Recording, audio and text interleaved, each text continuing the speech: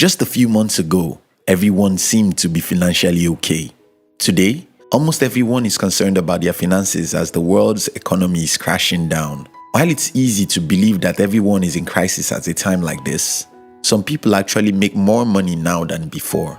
I'm fortunate to be among those, and in today's video, I'll be sharing with you 5 ways you can actually make more money as an entrepreneur at a time like this. If you're an entrepreneur or an ambitious person, we specially invite you to join our motivational channel, which was designed to give you daily inspiration so that you will have the strength to pursue and achieve your most important dreams. We call this channel Hunt TV, and you can join in the description box. 1. Build a business that you are not responsible for its running cost. My first successful business was an agri-tech company, where we act as an intermediary between the farmers in my country and those who want to become farmers. We have 2 websites that cost us less than $300 to manage a year and nothing else except data. We had 250 partners all over the country. We had a few courses we made once and for all and almost nothing like concurrent expenses. We connect the buyers of our services with the providers by using phones and emails. We efficiently ran this business from my apartment, and I did just that in the past. What happened here is that all the running costs of that business were on our partners. Even if the economy is not stable, since almost every money we make is a profit, we'll still be fine. Some people might not understand how this works, so let me use particular examples of the companies that do this. Think about Uber, think about Airbnb, think about Google and YouTube. There are more than 5 billion videos here on YouTube. These videos belong to YouTube, but YouTube spends $0 to create them. The advertisers go to YouTube and pay to reach the audience, even though YouTube didn't spend any money to get them. Yes, there are staff, technologies, and a few marketing that YouTube might have. But if you compare these costs with the cost of running traditional businesses, it's like a comparison between the sky and the earth. This model is known as the shared economy. Someone stands at the middle to connect 2 people. The guy in the middle actually doesn't take responsibility for the cost of production of the goods or services, so he shifts the cost on his partners while he makes most of the money. You can create a shared economy. You can be an intermediate between 2 groups of people and make your money with almost 0 running cost. I'm not saying it's easy, but since I did it successfully, I believe you might be able to do it if you think deeply. What 2 groups of buyers and sellers can you connect and take a commission from the sellers without having to be responsible for the running cost or cost of production of the services to be rendered? If you can figure that out, you can build a business that will be fine, even during a recession. 2. Build a business with low running cost. I earlier talked about how you can create a business where you are not responsible for the running cost or most of it. Now, if that is not possible for you, you can create a business that has a very low running cost. This is important because by far, the greatest enemy of business is the running cost. Nothing is even close to running cost in business. Businesses are making money. So, if you want to know the reason why businesses fail, look at the running cost. Some time ago, I read about a company that made as much as $100 million a year, yet they had no profit. Not likely because they used some cunning ways to reinvest all their earnings to dodge the IRS, but because they had a company with so much running cost. Many companies in the world spend all their money to run the company. For example, one study found that 90% of all services and manufacturing businesses with more than $700,000 in gross sales are operating at under 10% profit margin. Imagine making $1 million every year and your profit is only $40,000.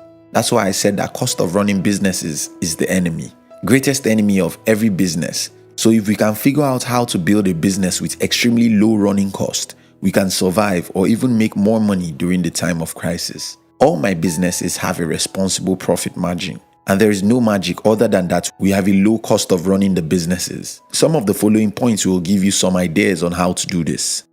3. Excessively leverage on the internet.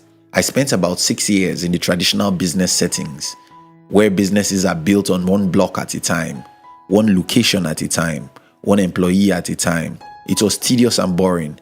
So in the year 2014, when I discovered the power of the internet, I became obsessed with the internet. Suddenly, I found out that a simple application is capable of doing what 20 humans need to do. I discovered that instead of building a block and mortar model, one at a time, I could sell my product to someone from other states and even countries. I discovered the power of blogs, videos, and social media.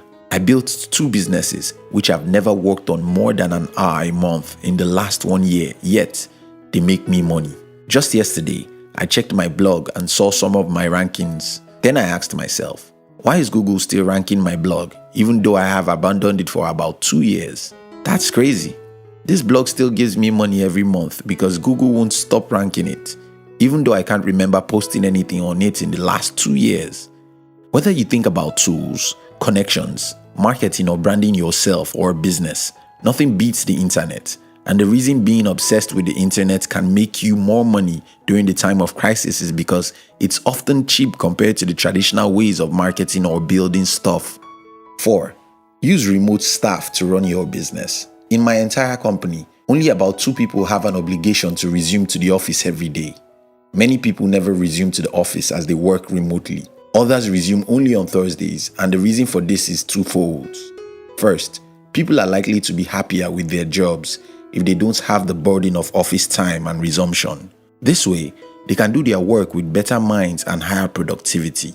The second reason we might want to consider remote staffing is that office space and running the office could be very expensive for a small business. There are businesses in my city paying as high as $200,000 a year to maintain their office space. $200,000 isn't a lot of money for big businesses, but how many businesses are big?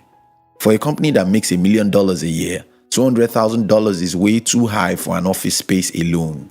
Another thing you might want to consider is how you can have your office away from public or popular space, at least while you're still small.